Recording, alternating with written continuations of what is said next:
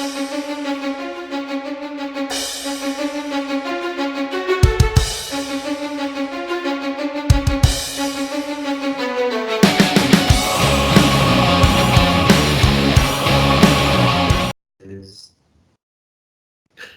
the recording has started. Ladies and gentlemen, welcome back to Thrasher's Paradise on the Thrashing Couch. Today we have a very special guest via Skype, the lovely and talented Cecile Monique, all the way from Kitchener. How are you doing today?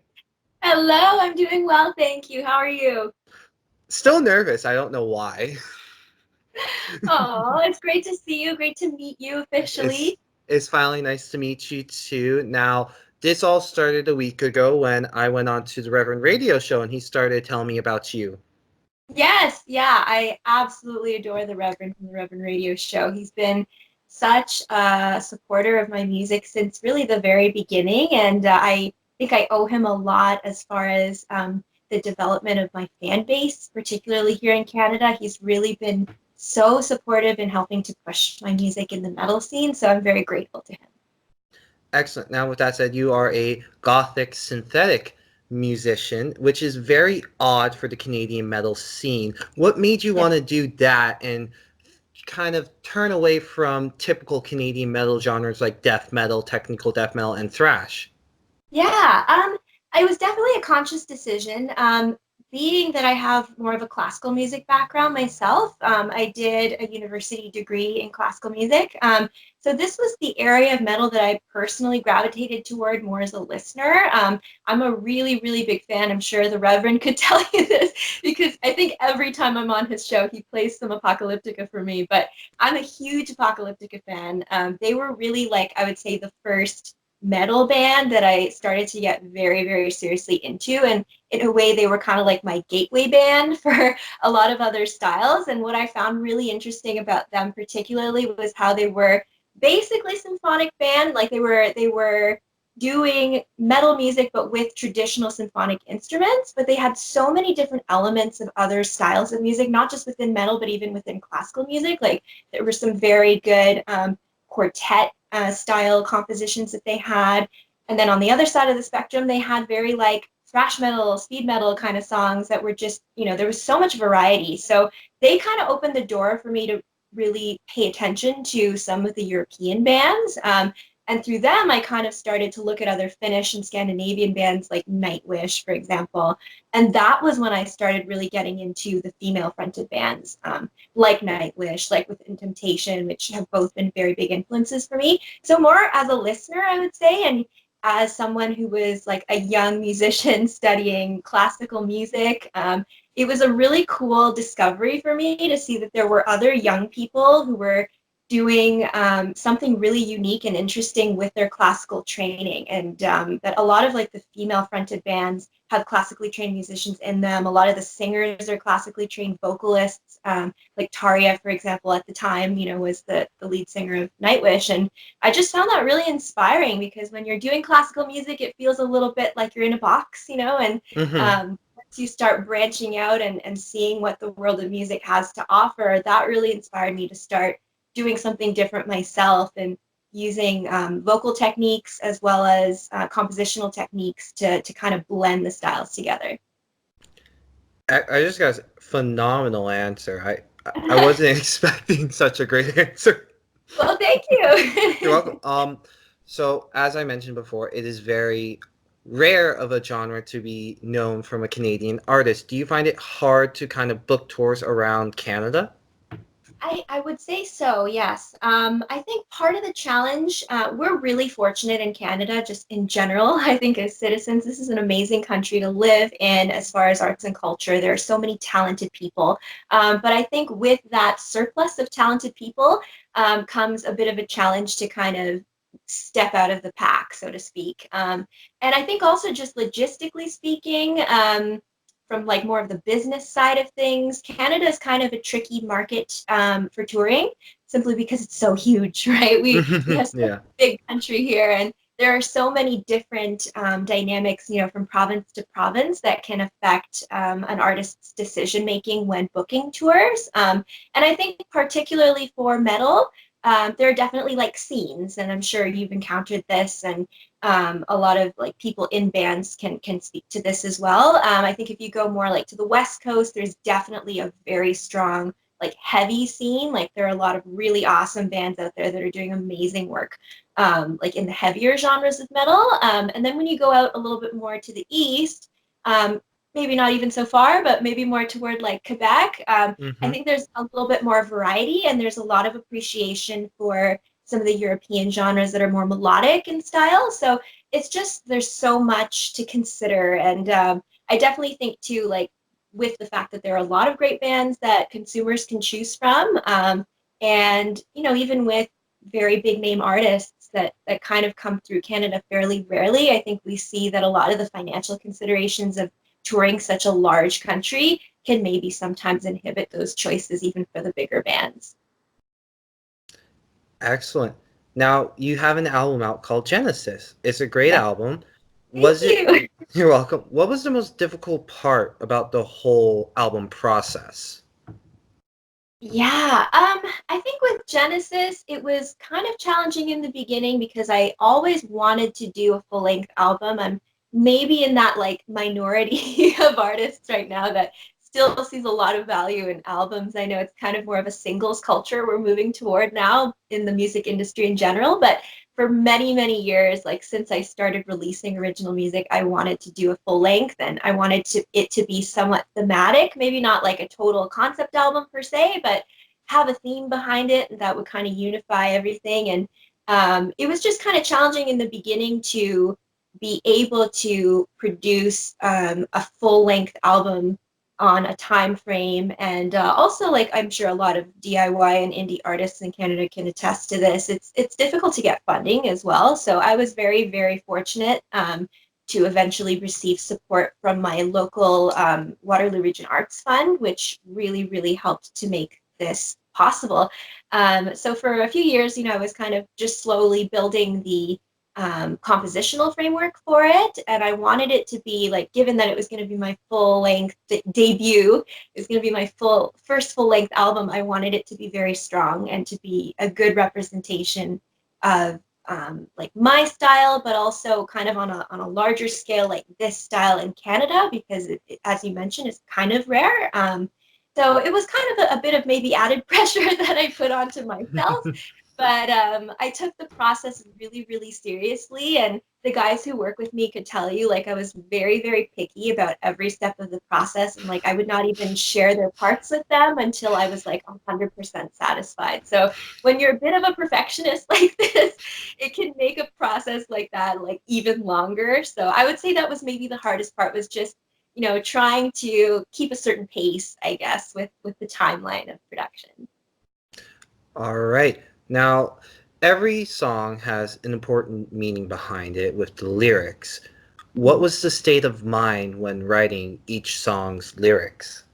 Oh, that's a great question. I think there was almost like a bit of a narrative component to a lot of the songs that were on the Genesis album. I think like the overall theme, like kind of inspired by the title of the album, it was Genesis. So it was about rebirth, and it was a little bit post-apocalyptic was kind of the mind frame that I was going with. So I wanted something that felt like an examination of like new beginnings, but that's been done before. I wanted to put a bit of a goth spin on it. Like, what would it look like if we were starting over from something very apocalyptic, if it was a beginning after an end kind of thing? So a lot of the pieces on the album have a bit of that like doomsday feel. And then there were kind of specific, like almost storylines associated with some of the specific songs, like Alibi, for example, is like one of the later tracks on the album. And that one was a little bit more about like a very declamatory, like calling somebody out when they've done something wrong and not wanting to be victimized and not wanting to be a part of something negative. So it kind of varied from track to track, to answer your question more specifically. Yeah, I think in general, it was a lot about like thinking about what does a new beginning mean, and um, what does that process involve, and where do people go from there, while keep trying hopefully to keep the message sort of positive and uplifting by the end. Now, I follow you on Instagram, and You continually post about your amazing record sales from Sunrise Records all across the nation. How does that make you feel knowing that the listeners love the album? Honestly, Colin, it's been amazing. I'm not gonna lie, it's been hugely surprising because, like, just given the day and age that we live in, right? We don't really expect physical album sales to be very significant.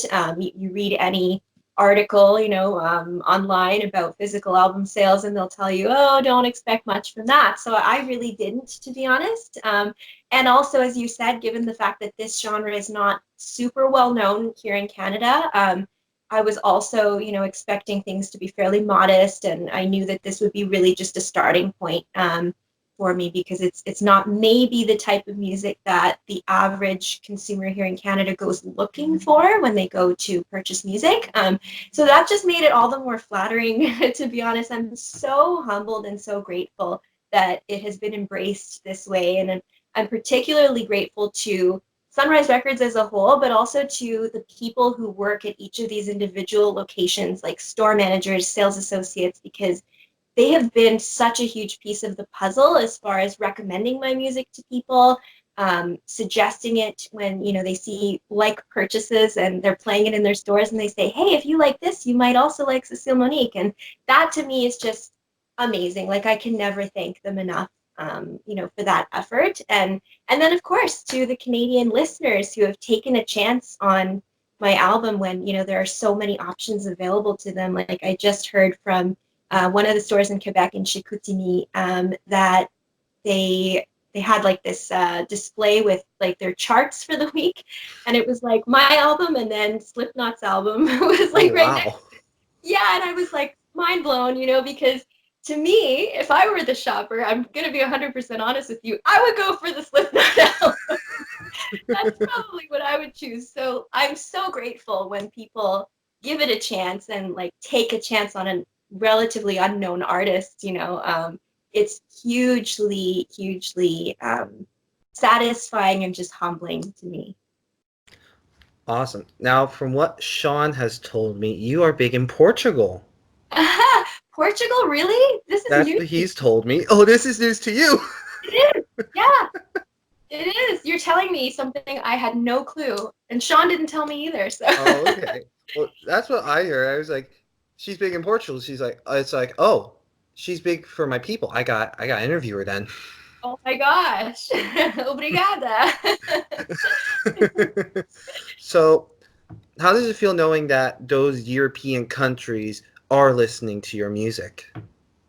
Yeah, again, I would say it's so humbling. Like it's something that you just don't expect, right? Because if you take that feeling of satisfaction that you get when someone in your local community takes a chance and buys your album and gives it a listen and likes it, and then you like multiply that to the scope of the world market, when there are so many, like I mean, I don't even know what the statistics are as far as like music that's available on Spotify from independent artists and iTunes or Apple Music or all of these different services that make it so easy for people to access new music now. The fact that it's kind of gone beyond the borders of Canada and been able to branch to other markets is it's amazing, honestly, and it's really really humbling and something that I'm very grateful for. I'm also half European myself, so like I love the bands that come out of Europe, and from the flip side of that, like I've try to be aware of musicians who come over from Europe into the North American market. So the fact that other people are doing the flip side of that equation, I think, is amazing. It's a testament also to the industry trends right now and how it's kind of in some ways a very good time to be an independent artist because it is possible. Like years ago, it would have been so difficult to reach people in such diverse territories, but now, with the advent of streaming and YouTube and things like this, it's become possible. So, yeah, just amazing. I'm so grateful to people in Europe and Latin America has also been a great market for the album as well. So, yeah, what can I say? It's amazing. Now, I know Nightwish was able to perform with the I believe the National Japanese Orchestra. Would Mhm. that be a goal one day for you to perform with the Canadian National Orchestra? Oh yeah. Absolutely. Yeah. I think definitely like the classical geek in me is still there.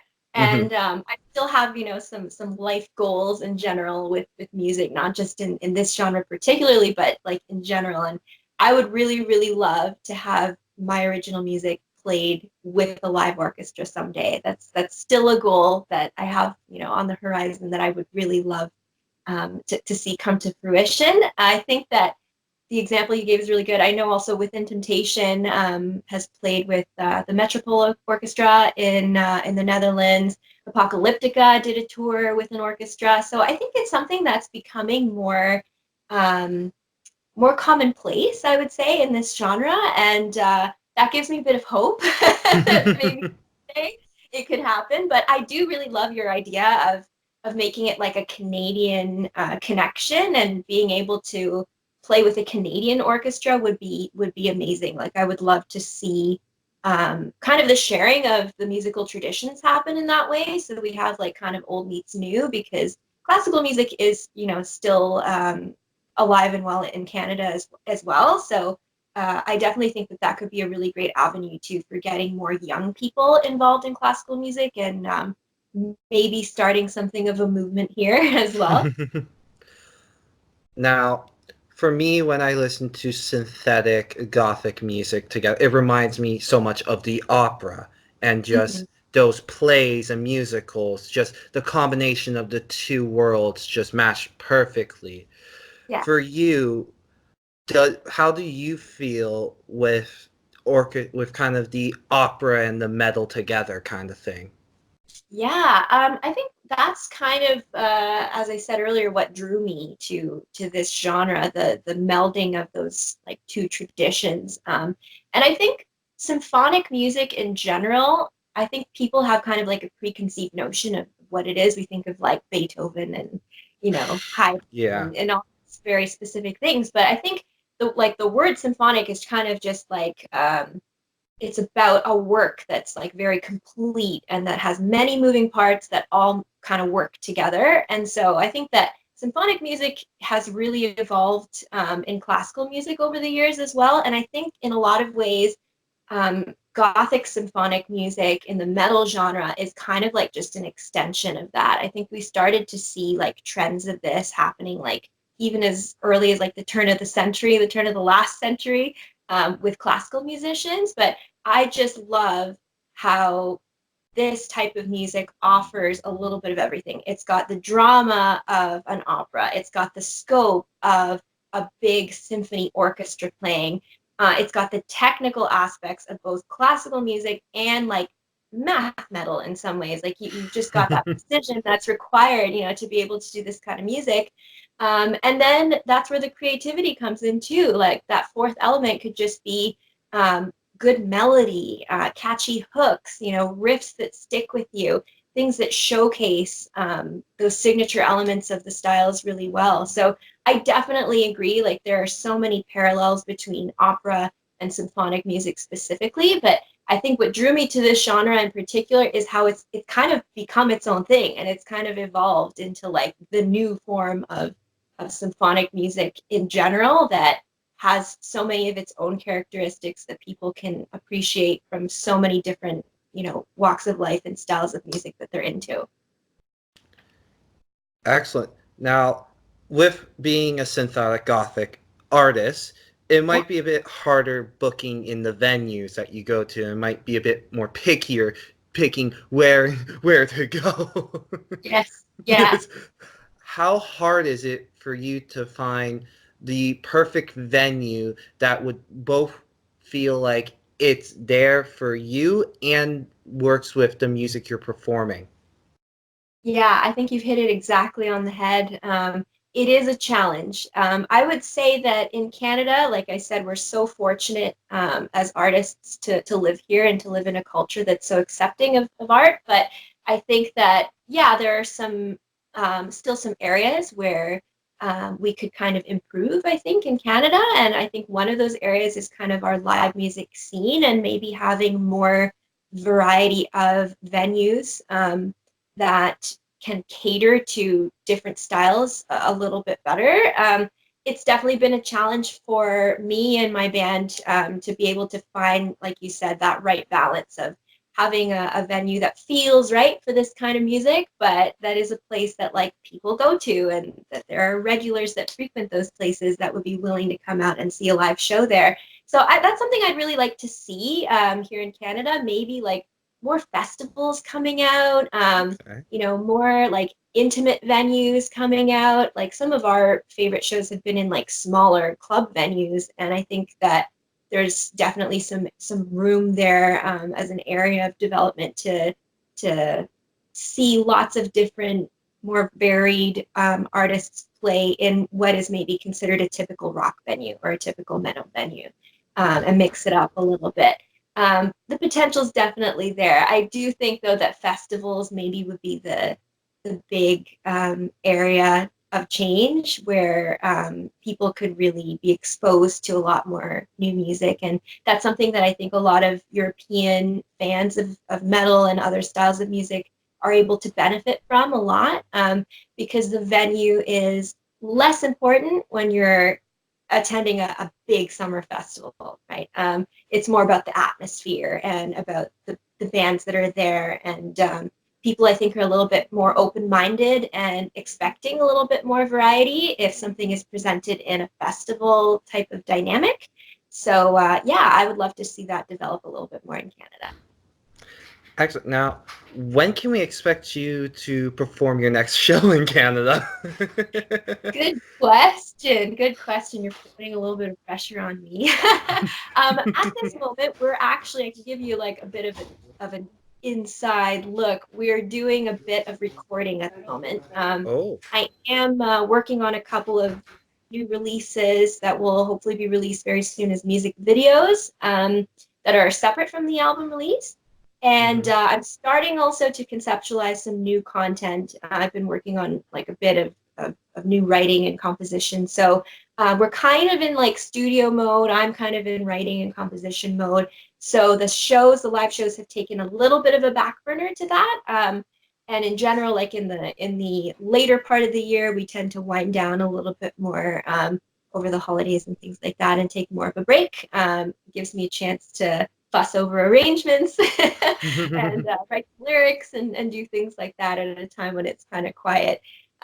So hopefully soon. I can't announce anything very concrete yet, unfortunately, but when I do, I will certainly let you know. excellent. Now, is it going to be hard to follow up with the release of Genesis? I have considered that. I've thought, what am I gonna do now? Yeah, I don't know. I think probably every artist feels like a sophomore album is hard to follow. Like it's a hard follow up, regardless of what genre you're in or where you're at in your career. Because particularly if you're fortunate, as I was, that the first album was fairly well received, or like it exposed you to new listeners. You do feel a bit of that pressure to follow up strong. I do think that some of the artists that I really admire, like Apocalyptica, for example, all of my favorite artists in this genre and outside of this genre, what I've taken away from them is their ability to evolve. And I think that that's been something that's inspired me for the plans that I have for the next releases, to kind of take it up a notch. And it gives you a bit of freedom to experiment a little bit as well without totally reinventing the wheel, going too far off the deep end. But I'd like to hopefully build on the momentum of the Genesis album while keeping it interesting for the listeners and maybe moving in like a slightly darker, heavier direction with new Okay. content than the first one. The first one I think was still a pretty classical sounding album, and I'm happy with that. But I get bored, I like to move on, move on and try new things, and we'll see where that takes me. But yeah, I agree. There's definitely pressure, and it's pressure that I think as artists we put on ourselves as well, because when you take pride in your work and you want to make good music for the listeners to enjoy, that's our responsibility, is to make it a little bit better every time. Excellent. Now, I can't figure out any more questions to ask you, so now we're going to play a little game. Is that cool? Yes, I love games. So it's the thing we do on the channel. We call it Thrash or Trash. Ooh, okay. The game's very simple. I'm going to say either a band, song, or album, and you let me know. If you like it, thrash. If you don't like it, trash. Okay, okay. I'm gonna feel really bad if there's anything to trash. I feel like that's harsh, but okay. It's your opinion. It's your opinion. You shouldn't feel bad. All right. It's just for everyone online to judge you. Yeah. Okay. No pressure. No pressure at all. Night Wishes Once. Okay, definitely thrash. Definitely thrash. Yeah, I think there are very few things that Nightwish could do that I would trash. I respect them so much. I would say thrash 100%. Epica's Design Your Universe song. Yeah, I would still say thrash. I like Epica. I like their style. So yeah, I'll go with thrash on that one. And then I guess Within Temptations. Anything particular from Within Temptation?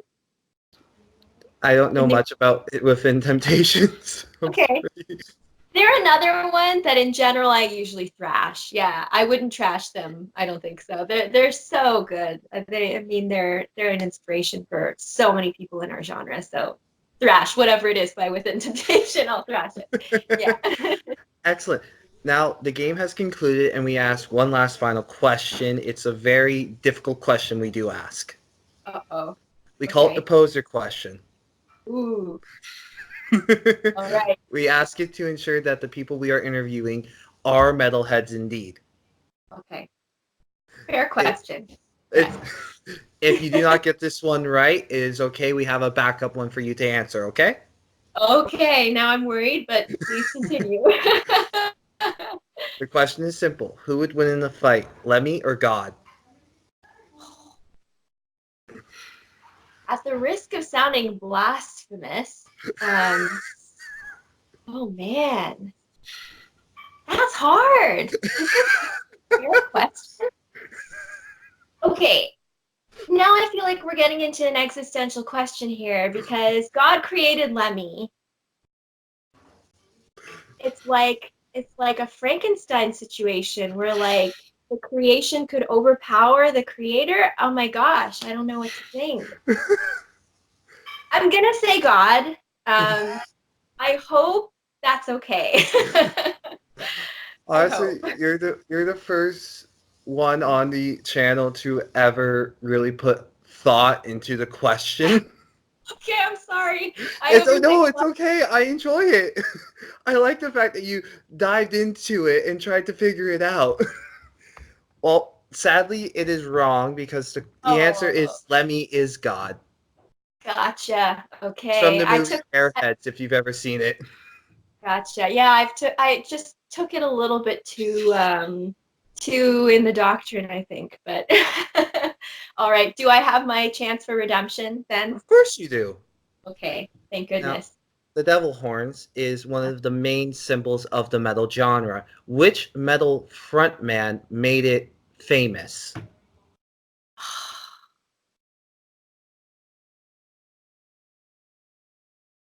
This is trivia, so I better know my stuff. And I'm not Googling it, as you can see. Okay. No hands for Googling. Oh man. I feel like I saw this on Metal Evolution many years ago, but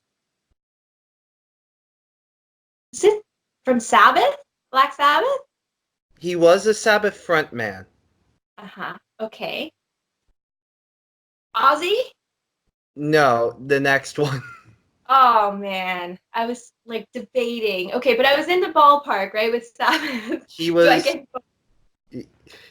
was the second Sabbath frontman, but he's more known for his own work. Okay. I was like sure. Okay. Is this already ruining my cred? No. No, I'm still okay in the Yeah, in the you're the first post. ever symphonic gothic singer we've had on the channel, so Okay, so you're giving me a bit of a break. yeah. Perfect. the Since you're struggling, the answer is Dio. Oh, of course. Okay, Dio, gotcha. Gotcha. Well, Cecile, thank you so much for taking time out of your very busy schedule to come on Thrash's Paradise today for the interview. We really appreciate it. My pleasure. It was so nice speaking with you. Thank you for having me and for speaking with me. Well, you're welcome. We would love to have you back on again sometime soon. I would love that, and I will be better prepared for your poser weed out questions. I will try. If you'd asked me, like, in all fairness, if you'd asked me an apocalyptic question, I Oh, nailed it. you would have nailed it? Yes. Okay, fine. You're on. Okay. In off of the man, I forget that. Okay, Apocalyptica released a song called "I Don't Care." Who was the special guest singer? Okay, so I actually have a follow-up question for you with this Oh no. question. Yes, Okay. the radio single is Adam Gontier, formerly of Mhm. 3 Days Grace and currently of Saint Asonia. But did you know, if you read the liner notes of Worlds Collide, the Standard Edition, there was actually another version that was released on the album version. Do you know who that singer is? No. Yay, hopefully I redeemed myself a little bit. It Well, was a session vocalist, actually. it was pardon who? It was a session vocalist. If you go through the liner notes, Oh. it was actually on the album version, it was not Adam Gonti, it was a session vocalist. I think it was like an early demo almost. Maybe I have one of the Wow. early prints of pressings of that album, but the single version was actually redone. And if you listen to them back to back, they're a little bit different. And I did some digging, and apparently the session vocalist that does one version of it is doing backing vocals in the Adam Gontier version of it. Okay, well, you taught me something I didn't know. Yay! Awesome. Again, I hope thank that you. makes up for my previous question with the metal horn. Honestly, it does. It really does. Thank you again so much for coming on, ladies and gentlemen at home. Please make sure to follow her on Instagram, Facebook page. Facebook page, yes, I'm on Facebook, facebook.com/Cecile Monique. You have a Bandcamp. Make sure to follow that. Buy all of her stuff on there. Do you have a Spotify account? I do, yes. You will find me on Spotify. Look for the verified check mark next to my name, Cecile Monique. And until next time, keep on thrashing. Thank you. You too. Come